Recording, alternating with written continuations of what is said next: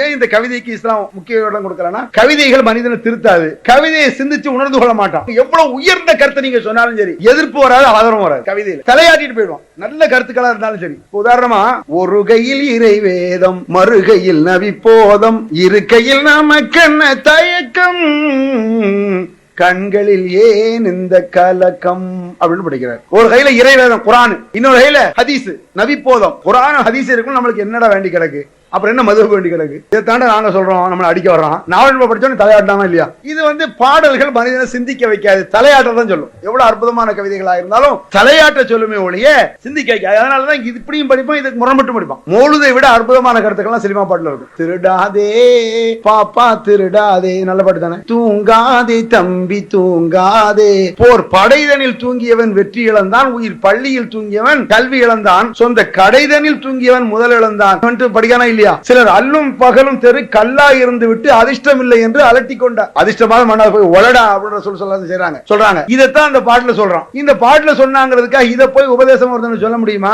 சொல்லல. திருடாதே பாப்பா திருடாதேன்னு இருக்கு. உங்க வீட்டுல டிராயர் மெதுவா திறக்கிறான், திறந்து பணத்தை எடுக்கிறான். எடுத்த படக்குன்னு கைப்பிடிச்சு ராஸ்கல் மூஞ்சில ஒரு 2 குத்து எப்படியா வீட்டுல குடுறான்னு சொல்லணுமா? திறக்கும் பொழுது திருடாதே பாப்பா திருடாதேன்னா பாயில கை விட்டுருவாங்க. இவர் ஒன்னாலும் மாக்கான இருப்பான் போல இருக்குன்னு. அப்ப மனிதனை திருத்துவதற்கு பயன்படாது பாட்டு.